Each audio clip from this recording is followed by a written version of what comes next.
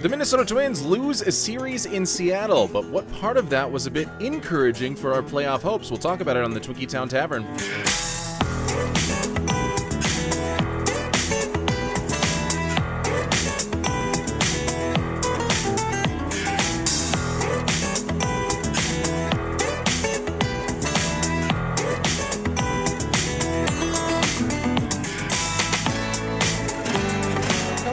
Welcome to the Twinkie Town Tavern, where the beer is cold, the Twins talk is hot, and the stools are always open. I'm your host, Josh Kolojeski, inviting you to grab a drink, pull up a chair, and let's talk about the Twins dropping their weekend series to the Seattle Mariners. Here's how it happened. Friday night in the Emerald City didn't get off to a shiny start. Zebby Matthews was having trouble finding the zone early. A couple of 4-pitch walks, and all of a sudden the Mariners have the bases loaded, and Cal Raleigh then cashes in with a 2-run double. The Twins respond with Brooks Lee's 2-run home run in the next half inning, but Cole Young puts the M's right back on top with a solo shot in the bottom of the second. From there, Zebby and Bryce Miller throw up zeros until the top of the 7th inning when Royce Lewis goes deep to tie the game. Alan Roden then singles later in the frame and scores on Luke Keeschall's RBI double. Ryan Jeffers adds an insurance run with a solo shot in the 8th, and the Twins hold on for a 5-3 win. In Game 2, Seattle once again scored 2 in the first inning. Julio Rodriguez with a bases-loaded single brings in 1 before Connor Prelip walks Mitch Garver with the bases loaded. Seattle adds to its lead with Randy Arozarena hitting a solo home run. The Twins go scoreless until the 5th. That's when Luke Keeschall goes deep. Larnach's solo blast in the 6th gets Minnesota within the run.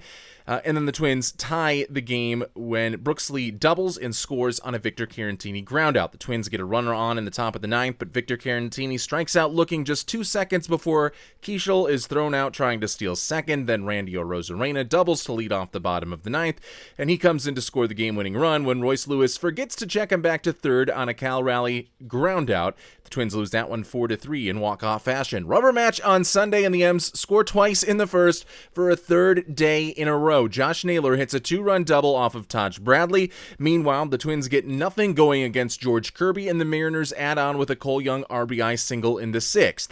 Into the 7th, where Seattle breaks the game open. Kendry Rojas puts the first 2 batters on before surrendering a 3-run homer to Cal Raleigh, and the Twins go down 6-0. But this is a club that never says die. Trevor Larnach hits a 2-run homer in the 8th. Josh Bell and Cody Clemens both get base hits later in the frame before Royce Lewis hits a 3-run homer to get the Twins within a run to the 9th, and the team continues to show its resiliency with Luke Keeschall homering to tie the game.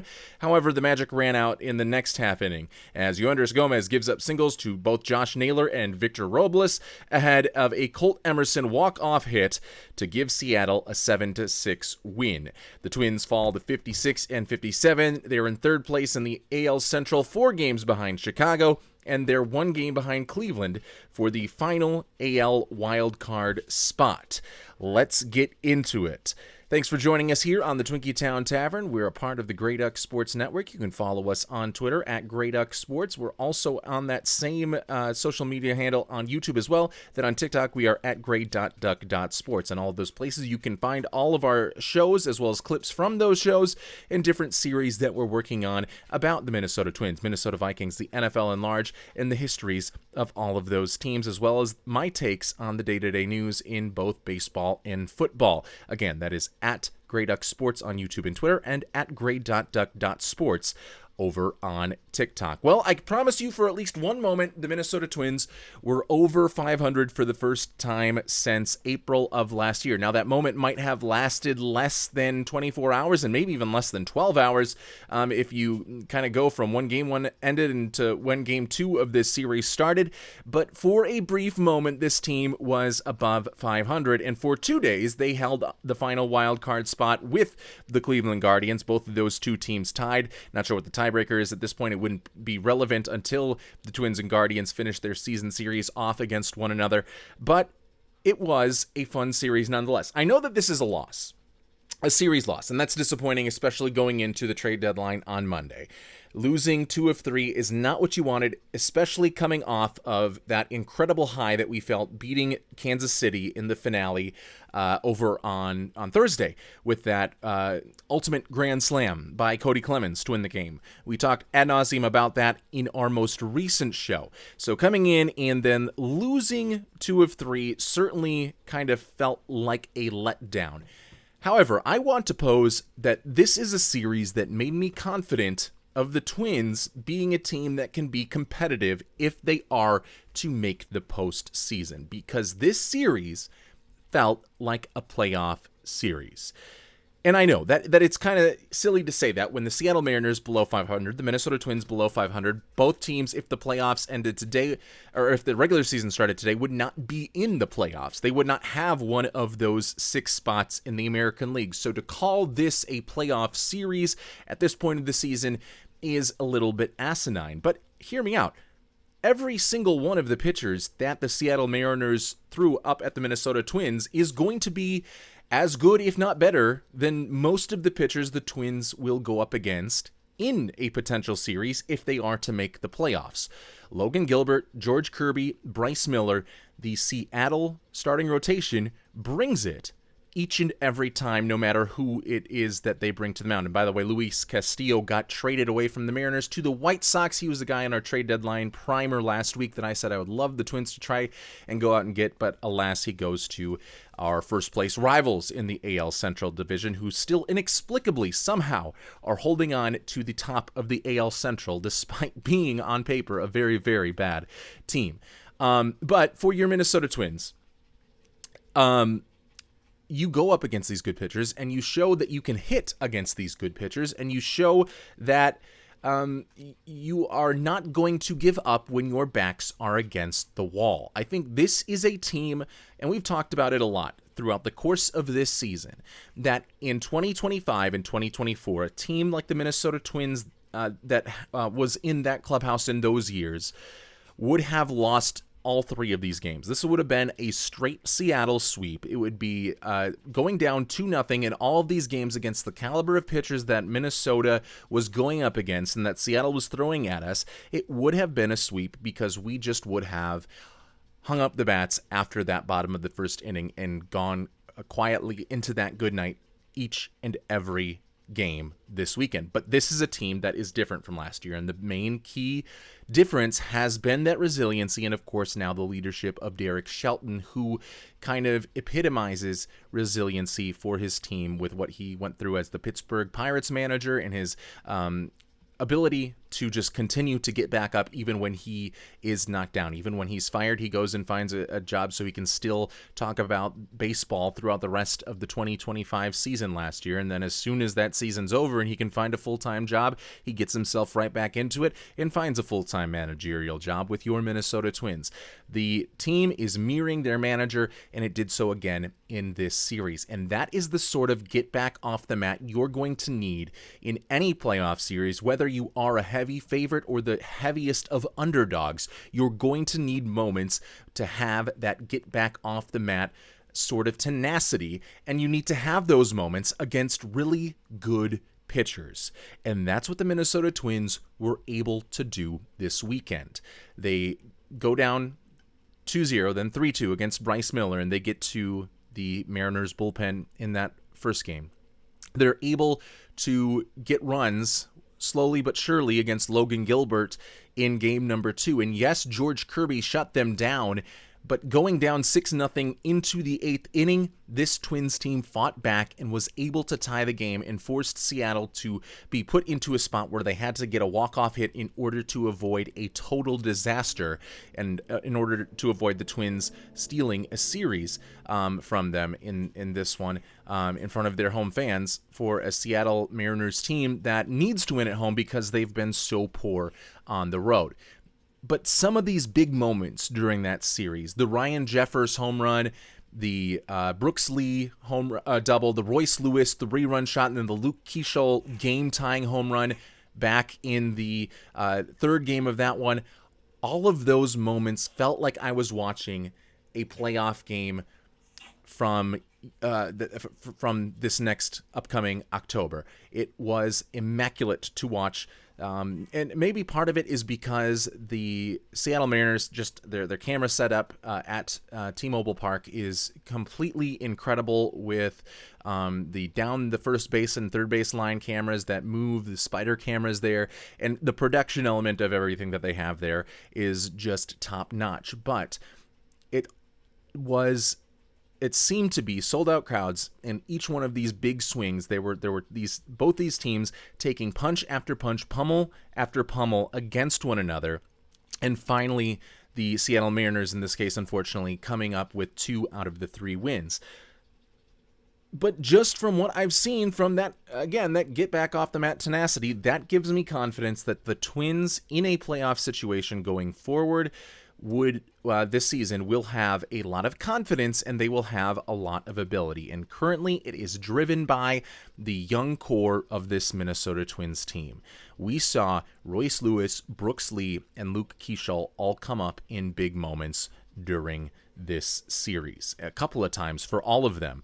And Royce Lewis, you can say, yes, he also choked kind of in that game too, where in the bottom of the 9th, the Mariners have the runners at first and third, and the infield for Minnesota is drawn in, and they bring in Austin Martin to have 5 infielders and 2 outfielders, and a ground ball is hit right to Royce Lewis. He fields it cleanly, and instead of checking Randy Arozarena back to third, he goes over to first to step on the bag. Then he looks towards second, forgetting about Arozarena, and throws home late, and Arozarena scores. That was a play that typically would not be, a run would not typically score on that play if your first baseman is playing great heads-up baseball.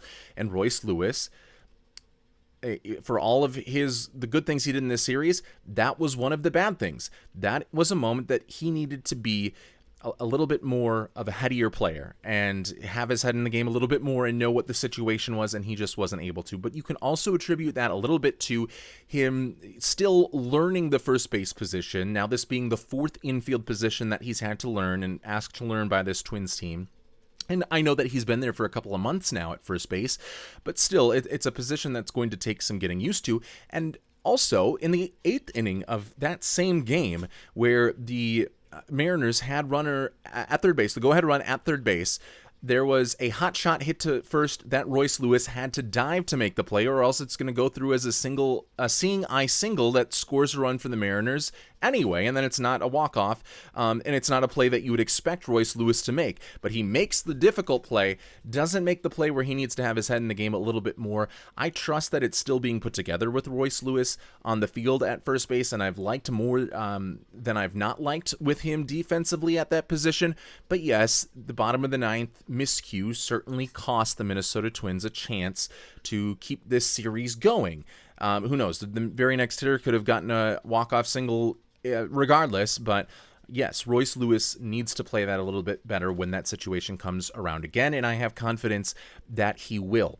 At the plate, Royce Lewis with a couple of home runs in this series. He had one that was the game-tying home run in Game 1, and then one that was a 3-run shot that got Minnesota within a run after entering that inning down 6-0 in the 3rd game of this series.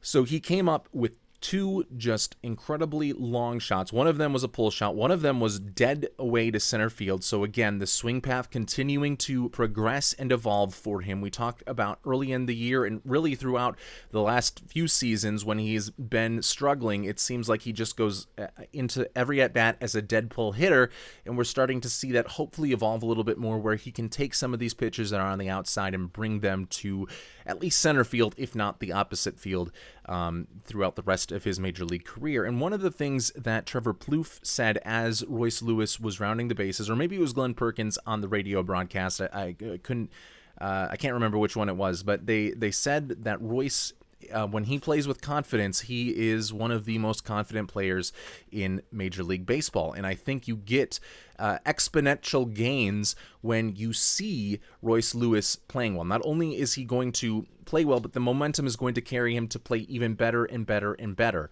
And I think it happens adversely too when he plays poorly, is that it kind of all cycles in onto, it builds off of the last game, and he can collapse if he puts a lot of those games in a row.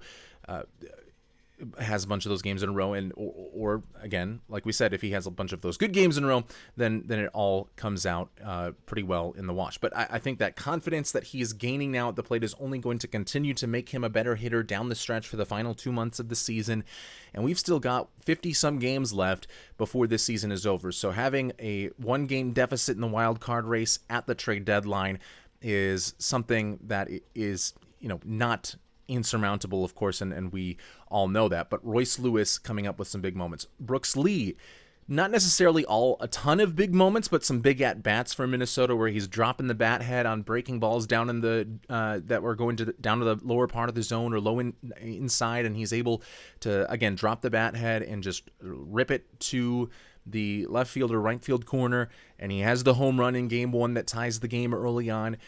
And then Luke Keeschel, finally, after what looked to be a season-long sophomore slump, has really started to hit with power a little bit more and hit with more slug. He started off for the first month and a half of the season just not being able to hit anything. And then it was just singles and walks. So his batting average was improving, his on-base percentage was improving, but the slugging was still down, and he was still a below-average hitter at the plate. Now, the power is starting to kick in, and the power is kicking in some clutch spots. And yes, he got thrown out on the base paths a couple of times, once being picked off and once being caught stolen during this series. So you'd like to see that take a step forward, but you've got a guy that, despite having to move positions from second base to right field, now all of a sudden as the starting center fielder while Byron Buxton is out, you have to...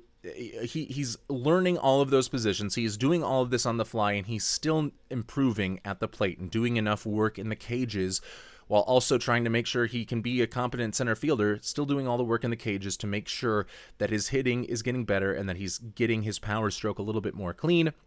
He comes through with a lot of just really clutch extra base hits, including that game-tying home run in the top of the ninth on Sunday. And that is what we've been waiting for this Minnesota Twins team in 2020, at the end of 2024, 2025 now, and 2026. We have been looking for these players that have so much hype as they come up through the minor league system. We've been waiting for them to live up to that hype, and maybe this series is the start where they all start to put it together all at the same time. They're all on the same page at the just in time for the home stretch of this season. We've had times where Royce Lewis has been a good hitter this season, times when Brooks Lee has been a good hitter this season, times when Luke Keeschel has also been a good hitter. But now those three, which are, your post-hype prospects that you've counted on since going back to the start of the decade, waiting for these guys to come up and perform in your lineup, they are finally starting to do that at a above average level here, and putting Minnesota in positions to win, even when they have, been in poor positions to start out the game, with giving up 2 runs in every single one of the games in this series. So you've got those young guys finally growing into their own. And if you contrast that to the 2024, I think we remember when Royce Lewis, I don't know if he was complaining, but he was kind of mentioning it, and it kind of, I think, rubbed a lot of people, including myself, the wrong way, where it seemed like he was just complaining about the pressure of the playoff race being put too much on some of Minnesota's young hitters, and they just weren't able to come through. And yes, a lot of pressure was on their young hitters, because both Byron Buxton and Carlos Correa were dealing with injuries until the start of September, and the Twins were relying on young players like Royce Lewis, Brooks Lee, Trevor Larnach to all keep this team afloat until Correa and Buxton could get back, and they weren't able to do that. And Royce Lewis was very vocal about the pressure that the young players in Minnesota's roster faced during that stretch of the season.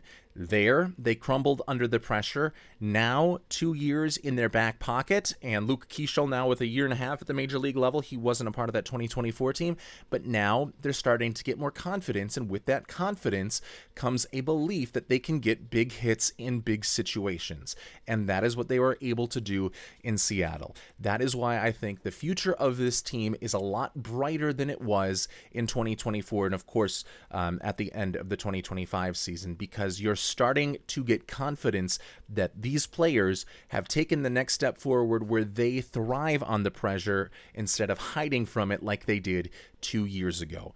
And there's some other prospects that eventually can come up and help as well that we might see this season or next season, like Kalen Culpepper and Walker Jenkins. But for right now, it is Royce Lewis, Brooks Lee, and Luke Keeschel with Byron Buxton out right now, coming through with some big hits in some big situations to, even though Minnesota, again, only won one game during this series, to show that this team is a team that can be dangerous for the final 2 months of this season. We also got to see our first AJ Minter appearances of the year. AJ Minter, we traded for him on Thursday after the Twins beat the Royals with that ultimate grand slam that Cody Clemens hit in the bottom of the ninth to win 4-3. They traded for AJ Minter, the Mets reliever, and traded a couple of guys, a couple of in the 20s of their own farm system prospects, so not 20s major league wide, but 20s within the Twins system. So what is that, like probably like a top 200, 300, 400 prospect in Major League Baseball for both those guys to get AJ Minter, and AJ Minter looked pretty good. Now the Twins lost both of the games that he pitched in, but it wasn't because of AJ Minter. One pitch, one out in his first appearance, as he came in with 2 outs and runners on, and he got a fly out on the very first pitch, an infield fly essentially to third baseman Brooks Lee, and then he works out of a jam, getting 2 guys on base early on in his inning on Sunday, working out of it unscathed without giving up any damage and picking up his first strikeout as a Minnesota Twin. So a good first look for him. He still hasn't given up his first run as a Twins pitcher, and hopefully he doesn't ever give up his first run as a Twins pitcher, because that would put Minnesota in a pretty good spot the rest of the way if AJ Minter can pitch that well. And speaking of trade deadline acquisitions, the Minnesota Twins over the weekend acquired Dean Kramer on Friday night during their first game of the series against the Seattle Mariners. They traded for Orioles pitcher Dean Kramer, a right-hander that has spent most of his career with Baltimore. The Twins send Gennardo Reyes. He's an 18-year-old outfielder who was hitting pretty well at rookie ball, had come up and played a little bit at Fort Myers, just 21 at-bats and just 2 hits, so hadn't had a huge sample size right there, but an 18-year-old with some promise. For what it's worth, the MLB trade value site, which is kind of the go-to for grading trades and has a pretty good equation for how to value players based on their future worth and their contract worth, it says that it is an overpay by the Minnesota Twins, but he does give the Twins now a competent veteran arm in the starting rotation. That is something that I said that this team really needed, especially now with Mike Paredes missing the rest of the season, going on the 60-day injured list. The starting rotation depth has been difficult to find as of late, especially if the Twins stick to Connor Prelip's innings limit. Eventually he's going to either be shut down or move to the bullpen so that he can be stretched out for more games in smaller inning situations to not reach the inning limit by the end of the regular season. So you needed to bring in some starting pitcher depth. You get Dean Kramer, and right now the stats aren't pretty. 1-4 with a 6.50 ERA, 38 strikeouts, 11 walks in 36 innings so far with the Baltimore Orioles.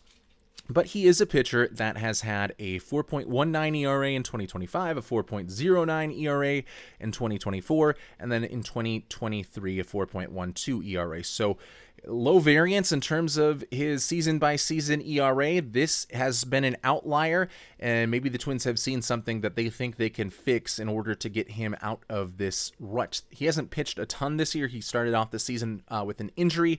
I think he only has 8 starts this year, but a slow start for him nonetheless. Hopefully Pete Mackey and company are able to get him back into his, solid 4.1 ERA type of season the rest of the way, and he can eat innings as the Twins get closer to the postseason, perhaps. And if the Twins do make the postseason, he could be your number 3 or number 4 starter, depending on what else Minnesota does or does not add. In terms of his stuff, It's below average from a pitch modeling perspective, not like super subpar, but certainly below average. And he relies on his command and his ability to locate his pitches. That's been a little bit off this season, where it has been a big strength of his that has made him an above average major league starting pitcher in the last 3 years.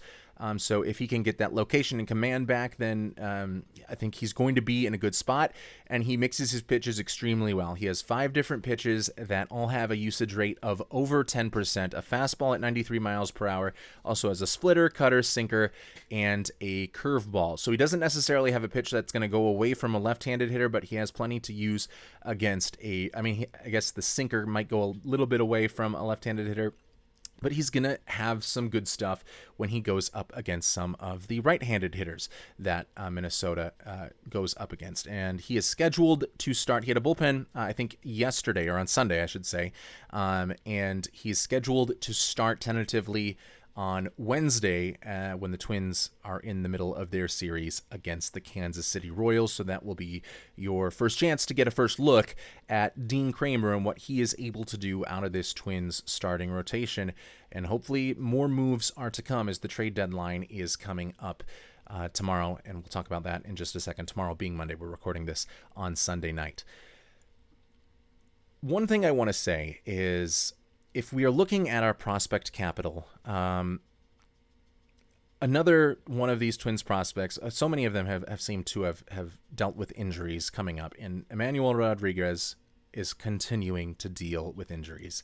And it is super, super disappointing that another promising young player just happens to be one of the most fragile human beings apparently on the planet, because as he is rehabbing, trying to work his way back up to AAA St. Paul, he hurts his thumb, he re-injures his thumb, and now is going to be day-to-day during his rehab start. So they might just have to start that whole thing over, and it's super disappointing that he just has been able to stay healthy, not only this year, but also the past couple of years. He's been dealing with injury after injury.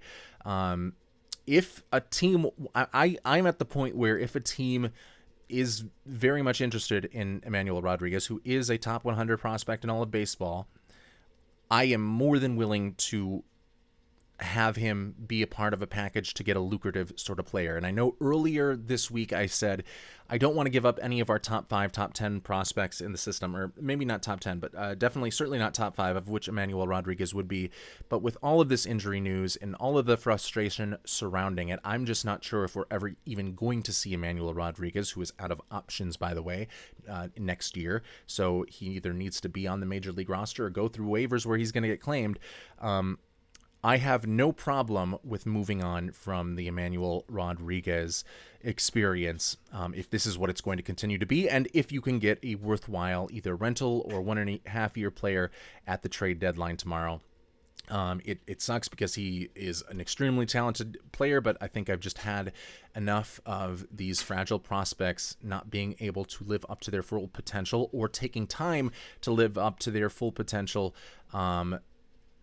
because they're continuously hampered by injuries. All right, that is the recap of this weekend series against the Seattle Mariners. The trade deadline is going to be Monday, 5 p.m. will be the last call Central Time to put your trades through to Major League Baseball. We'll see if the Twins have anything else up their sleeve. They probably do. Last year it was eventful in the selling aspect. Hopefully tomorrow is even more so eventful with your Minnesota Twins as buyers as they look to get the push towards the postseason. The Twins do not have a game tomorrow, but they do start a series against the Kansas City Royals that will be in Kansas City on Tuesday. So tomorrow when we come back, we will recap what the Twins have done, and we will also preview what Minnesota is looking forward to as they take on a pretty bad Kansas City Royals team that is on a long losing streak that just continues to falter more and more as the season goes on and is completely out of any playoff position, and will probably have sold off a couple of other pieces by the time that series gets started. Again, that will be coming up on Tuesday's show, and we will be calling that a wrap for tonight. That is the last call on the Twins Talk this evening. Thanks for pulling up a stool and joining in on the conversation at the Twinkie Town Tavern. We'll see you back here after the next one. Go Twins!